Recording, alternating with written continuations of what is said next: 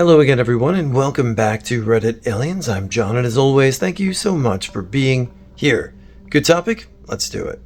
What's the most unexplained, supernatural, or frightening experience you've ever had? Please remember to like, share, and subscribe. When I was young, probably around 8 to 10, I caught chicken pox. I woke up in the middle of the night and called for my mom because little kids can't do shit for themselves when they're sick. A woman came into my bedroom, sat on my bed, and stroked my hair until I fell asleep. For whatever reason, I thought it was my grandmother, but she was dressed funny. When I woke up the next morning, I went downstairs for breakfast and asked where my grandma was. And naturally, my mom told me that she was at her house, like she always was. I told my mom she'd been in my room the night before, and my mom laughed and said that I'd just been dreaming. However, my aunt, who tended to believe that sort of thing more, was babysitting me that day. The upside to chicken pox meant there was no school for me, and I told her the story. She asked me to describe the weird outfit, and it was a nurse's outfit from the 50s or early 60s. My family knew the previous owners of the house. The wife was a nurse in her 50s and had died a few months previously. Can I say with 100% certainty that I had an encounter with a spirit? No, but it's certainly a spooky coincidence. Once when I was about 13, I was home alone when I heard a rattling coming from my dad's room upstairs. I went up there to see what it was and saw my dad's computer chair spinning to a slow halt, as if it had been spinning rapidly up to a point I had ventured up there. We lived in a 100-year-old house, and I often justified as maybe a rat jumped on it and started the spinning or something, but the noise was loud enough for me to notice with the television on a fairly loud volume. Well, on Monday I started to worry about my grandpa. The moment of worry passed and I went about my day. Later on I posted an article about automated lawnmowers saying that my grandpa would love this since taking care of his yard was his hobby. Literally right after I hit share, my dad calls me. We all know this feeling. It's that drop in your stomach when you know something terrible has happened or is about to happen. The feeling that your world has changed and there's nothing you can do. Anyway, he tells me that my grandpa was rushed to the hospital with a bladder infection, followed by several heart attacks, but he's still alive. I didn't think anything about worrying earlier, at least until I woke up the next morning. My dream that night was what made it click in my head, I guess. In the dream, I was sitting in my grandpa's shed watching something, and he sat down next to me. Without any pretense, he starts talking. The next few weeks are going to be hard, and they will test you. Don't worry about me. In a few hours, I won't have any use for it. We ended up spending what seemed like hours talking about a lot of personal things.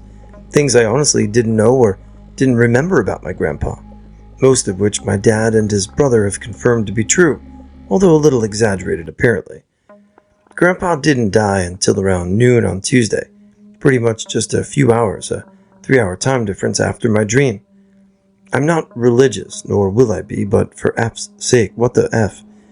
I know the subconscious mind can do things like this, but some of the details he told me about his life are things I wasn't there for, or even alive for. I was in a room that lost its color, and this was witnessed by another person. I always see these and love reading them, so I will contribute my unexplained experience. First off, I have quite a few. I'm a nurse who works night shift with mostly geriatric population. One night it was just me and my younger nursing assistant. We wanted to look something up on the computer, so she was sitting beside me at the desk. Suddenly, I noticed a piece of paper on the counter with colored lettering that looked dim, as in the color wasn't strong. There was a haze in the air. I looked across the room and there was a sign. It's still hanging there as of today. That said pressure points in red, and again the colors were muted. It was like my eyes were losing the ability to see color. There was general grayness filling the space, not like a shape, just everything appeared muted and the colors were dim. I started to quietly freak out and worry that I had a brain tumor or MS. A multiple sclerosis symptom can be losing the ability to see color. I didn't say anything though, because, well, I didn't want her to think I was crazy. Suddenly, Tara, the assistant, looked up and out the hallway and said, Do you notice that the hallway looks gray? I was immediately relieved because that meant I wasn't suffering from some mysterious disorder because she saw the grayness too. We watched this grayness that seemed to saturate not only the hallway, but our entire surroundings. It that seemed to begin to concentrate in the hallway and near the ceiling, and we watched as it slowly disappeared. It moved to the left and then just left. Afterward, it was like someone turned on the lights and the colors were back to full saturation. Surprisingly, we didn't really freak out, but that's probably because as healthcare workers, we're just conditioned not to. To this day, I have zero explanation for what this was, and nothing like this has ever happened since then. Nor have I ever heard of anyone experience something like this. I have heard of people seeing clouds or fog, but this wasn't like that. This was like being inside a fog that filled the entirety of our space. I have had several other strange happenings, but nothing this odd. The fact that my nursing assistant saw it reinforces the experience. I had no plans to say anything about it because, like I said, I thought I was being anxious and a hypochondriac, but obviously I wasn't. I'd love to hear if anyone else has ever had something like this happen. Now, I don't believe in ghosts or spiritual stuff, but this is probably the closest I'll ever be to a supernatural encounter. I just came back from a club and got dropped off by my friends. I was walking home and needed a piss. I get to my house and speed up. I then realized that I didn't bring my key with me. I've lost stuff in clubs before, so I wanted to be on the safe side. Side note, I was 17, living with my parents. So I'm at my front door, need a piss and have no key. It's 11:30ish, so I'm not going to ring the doorbell because it will wake up my mom or sister.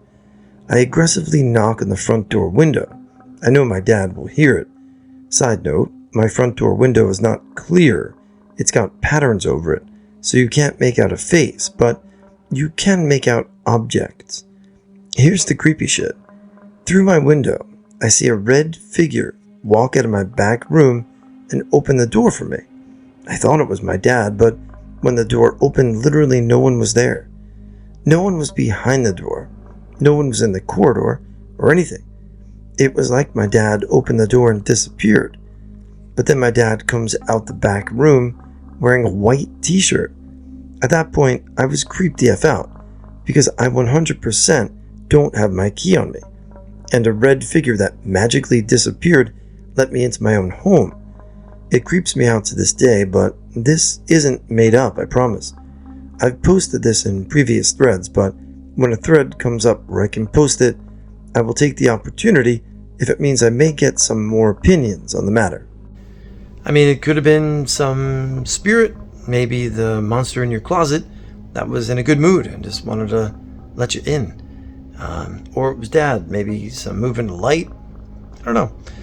I'm trying to think back if I've ever had an experience like that. I don't know. How about you? This was a few years ago. A couple of months after my great-grandma died, a friend and I were hanging out in the basement of my grandma's house. Me, grandma, aunt, and great-grandma all lived in the same house. My friend and I very clearly heard footsteps upstairs, but I just thought my aunt had stayed home from work that day and was walking to and from the kitchen for stuff. After a while, we went upstairs to get food or something. I checked in my aunt's room and she wasn't home. Then I checked my great-grandma's old room to see if anyone was in there, and it was empty. So I just gave a nod to the urn that held her ashes, and I went back downstairs. Probably not very spooky on this list of things people have experienced, but I still can't think of what would have made those footsteps.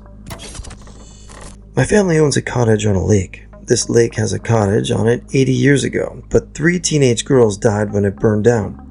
My grandmother was at her cottage at the time and heard the screams from across the lake.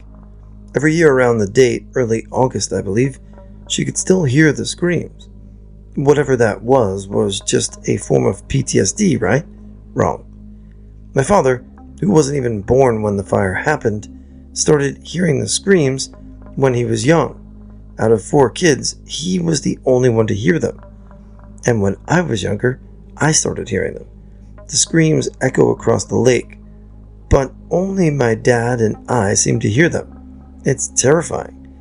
After confronting my dad about this and tell him about everything, the fire, my grandmother, etc., he said to never go near the old fireplace, still standing after so long, around the date because the closer you get, the louder the screams. Now I try to avoid our cottage around early August. Side note, my dad has a theory as to why there are only a few ones that can hear the screams. My grandmother was supposed to stay the night and would have died, but it doesn't explain why my dad and I are the only ones that can hear it. My older brother was able to get a hold of me while I was living in Hawaii, which in itself was a supernatural occurrence. I am calling about Tony. Upon hearing him say that, I thought to myself, I hope he's okay. In that moment near the beach in Hawaii, I saw 2 shooting stars shoot in parallel. Then my brother said, he has died.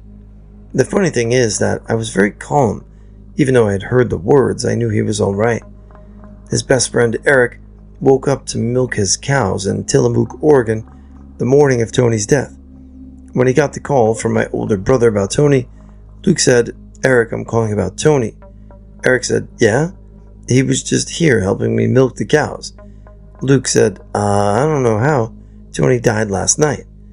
The Sunday after he passed, my mom and sisters were at church. Mom saw Tony at the front of the church near the altar. Tony said to Mom, wow, this is cool. I can see you, but you can't see me. Well, I've got to go. Then disappeared.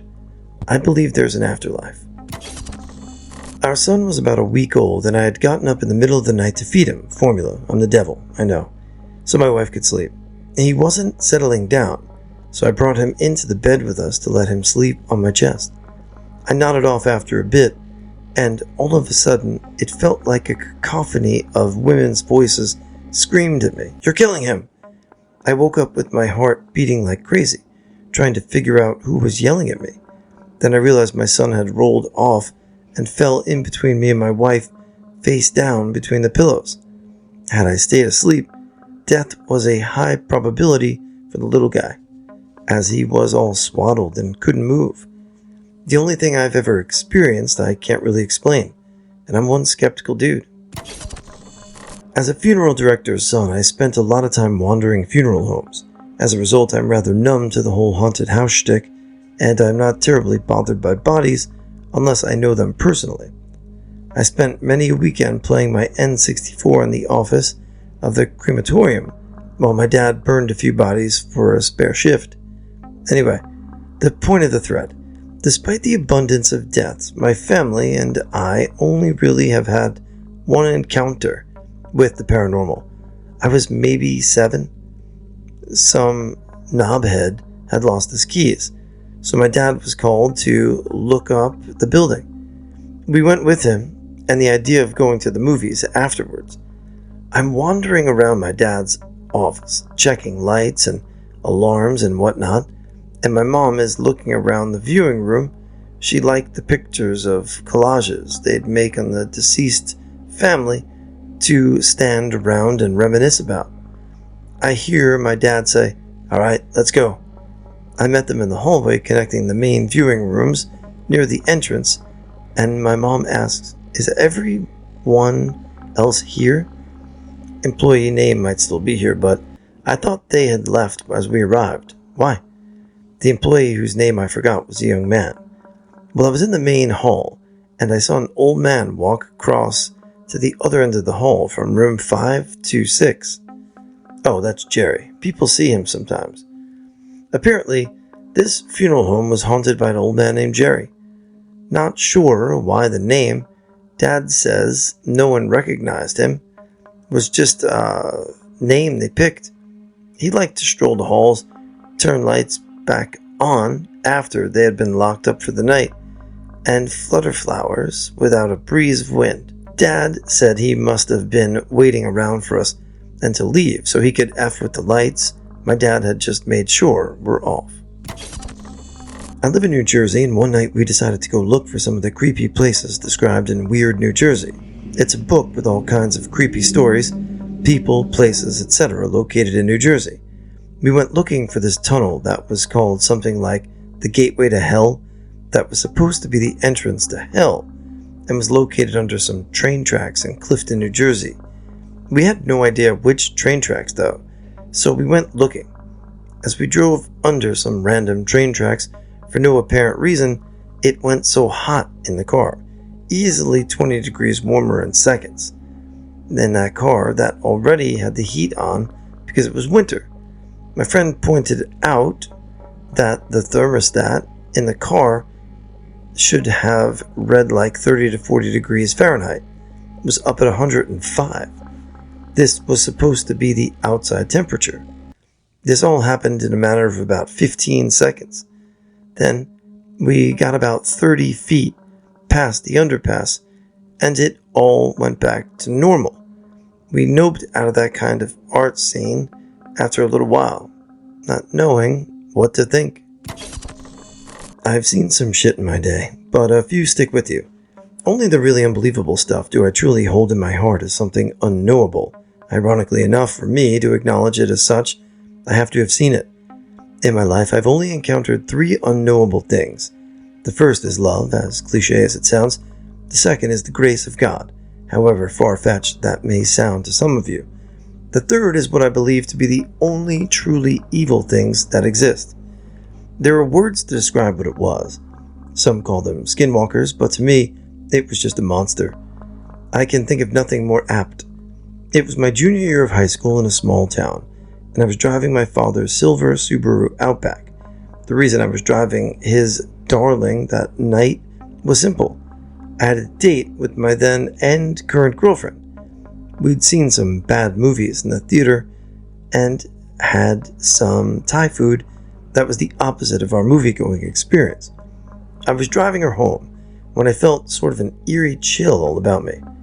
Every instinct told me to look to my left, as if I were beholden to some kind of hypnosis. I did. In hindsight, what I saw should not have been terrifying.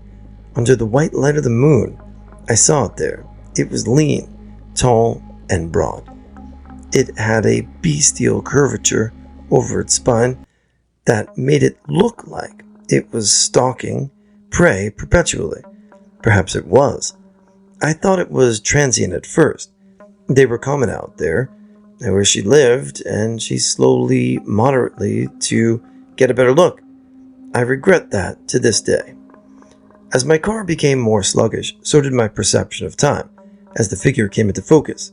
It stood tall, gaunt, and covered in fur. It looked like a coyote standing 6 feet high on its hind legs, and I was going to dismiss it as that, until I saw its face. It was twisted as if in pain and animal-like, just like the rest of it, but bore a very human sneer. Then I saw its eyes, and I knew that I'd made a mistake. They were intelligent, old, and full of absolute, complete hate. My girlfriend saw it and drew in breath with the urgency that only someone scared for their life could. Despite this, I did not look away. I looked at me. It was 100 yards away, but I could tell it was sure I was going to carry the full return to my girlfriend home. I drove home with an urgency like you'd never seen before, like a man whose wife was in labor, like an ambulance driver with a patient near death, a policeman on a chase. I did not look back. I did not look to my sides. I simply drove with my eyes forward. I knew that if I changed a book, then I would be lost. I'm not a superstitious man. I don't believe in ghosts, Bigfoot, or aliens, but I do believe in evil, and that day I saw it as clear as day. I pray you never do.